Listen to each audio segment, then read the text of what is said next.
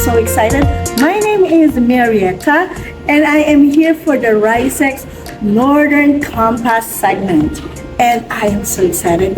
Please help me really generate this awesome energy, because my guest for today is no other than the wave of youth that is making a recall not only here in Canada, an immigrant of the Philippines, but making a really great wave in the USA, in Northern Ontario, and of course here in Alberta.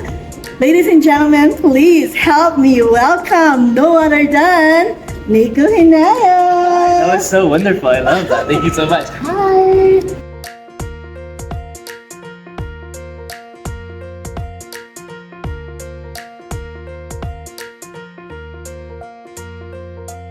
Other friends. Emile? Emile! Emile! We're gonna get going right away to the meat of things. Let's do it. All right. So I understand that you came here with your mother. No, my mom was here actually. My mom first immigrated here from the Philippines, and then after working here for a few years, I immigrated here with my dad when I was 6 years old. So that was when I came here. She worked very hard for us to go from the Philippines all the way here, but she came here first. I remember a lot because I immigrated here when I was 6, turning 7. So a lot of stuff in the Philippines I still remember pretty well. But yeah, I did grow up most of my life here.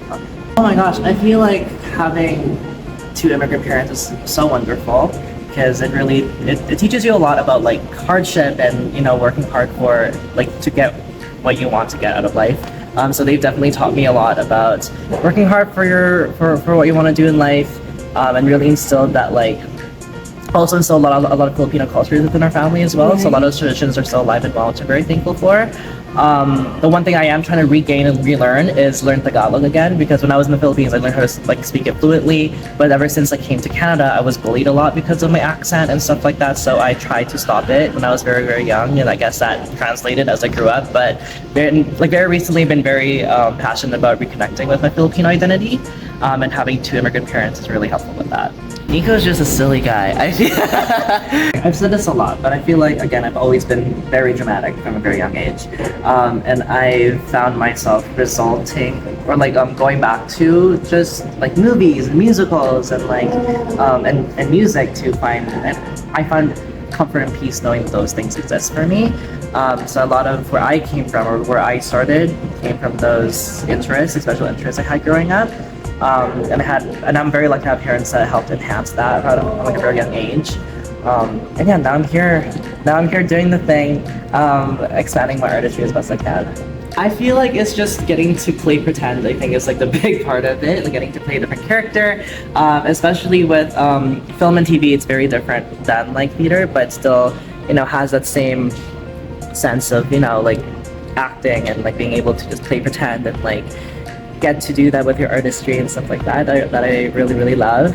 Why I love theater so much is because, you know, it's live, it's in front of a live like audience, and there's nothing like it. Like what you do is what the audience gets, and that adrenaline rush of like, oh, like if I can't mess up is really enticing to me. And with film and TV, just how intimate you can get with the people you're acting with is something that I love so much, and just seeing how the whole process comes together. I think with both of those mediums, I really enjoy the rehearsal process and just acting in general, and just having a great time meeting other people as well. I think for me personally, it's very different now, because we do see a lot of upcoming like Filipino people being on these big stages and being on this like big screens and stuff like that. So I think I'm such a big fan of representing the Filipino community. I'm so for diversity and representation and having that matter for people. And I think my philosophy is like the more people that you see that look like you and talk like you up on these like big screens and big stages, the more you're inclined to want to do those things, and that's where diversity comes from, these big spaces. If we go up to these spaces and be like, oh, that person's a Filipino just like me, I can do that too. And that like plants that seed of being like, oh, that is possible for me. But I feel like what really solidified just me being like, oh, I do want to be a professional actor, is getting my first professional like job and like calling my parents and telling them that I booked it and just seeing their reaction, and like that really solidified it for me. Because for the longest time I was like, oh, I don't know if I can make this as a profession, I don't know if I can make this as a career, but getting my first call for my first professional like acting job, I think is what solidified it for me. So yeah. I feel like, I mean, it's no secret that a lot of Filipinos are really talented. So many talented people come from the Filipino community and really take pride in that. I feel like no one else can do arts the way Filipinos do, so I think that's very important. We bring such a different type of authenticity to any type of art form we do, and I like to bring that into my artistry as well. And I'm very, very happy to be able to represent a group of people in, you know, like TV, film, and like even upcoming theaters and stuff like that. So I feel like being a Filipino person, yeah, going back to that sense of authenticity, we definitely bring a new sort and very unique sense of uniqueness to our craft. It was very difficult because, you know, I feel like in our like culture as Filipinos, having a career in the arts is something that's kind of looked down upon, because it is a very difficult career to have. So just hurdling over those obstacles is something. Oh my gosh, I feel like I try to keep myself busy a lot. Even though I'm doing all of these things, I still find time to learn from other people. I'm still taking classes. I'm still reaching out, asking questions from people who have been doing this much longer than I have, because I've been doing this for a long time. But yeah, I think it's important to just be like open and be like a sponge and just absorb the information, because you keep on growing and learning. And since I'm so new, I really depend on like my mentors and teachers in life to help and teach me and like pave that way for me. I'm going to be in Storybook Theater's Something Rotten coming up in April. Then after that, I'll be working with the Shakespeare Company with their production Midsummer Night's Dream. And I have the show coming out, Davey and Jonesie's Locker, that's going to be streaming on Prime Video and Hulu, coming on March 22nd. Hopefully you guys can tune in and watch. Here's to more, I guess, in the future.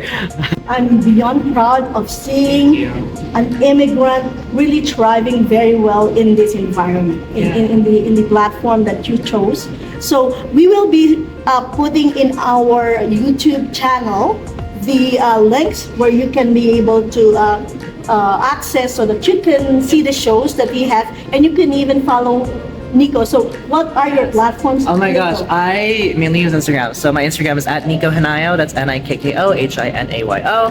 No spaces. But yeah, if you want to come follow along, feel free to follow me and we'll have a great old time. Yeah, I'm very active on there. So feel free to follow along if you want to.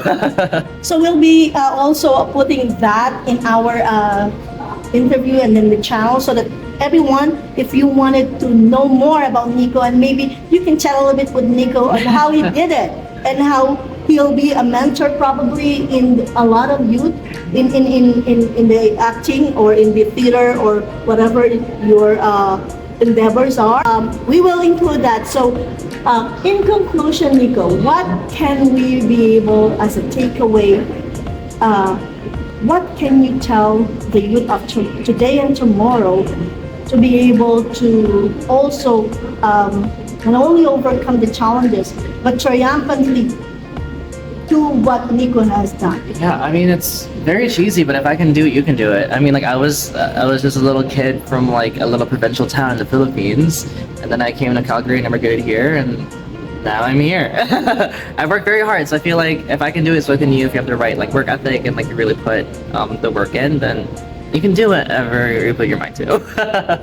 Which is the first show that you want to watch out of Nikko's performances? Oh my gosh! I mean, the first that's coming out is Davey and Jonesie's Locker. I feel like if you guys want to watch that, that'd be great. But yeah, that's the first one that's coming out. So may we invite all our audience and viewers to please come support, as well as see for yourself how good Nikko Hinayo is in this shows and movies and musicals and theaters and acting. So with this, I would like to thank you, Nikko, you so much. for That's the so time much that you fun. have Of course. provided us. And Of again, course. we hope we'll be looking to future more interviews. Yes, oh my after gosh. you. I know you're so busy, that's why.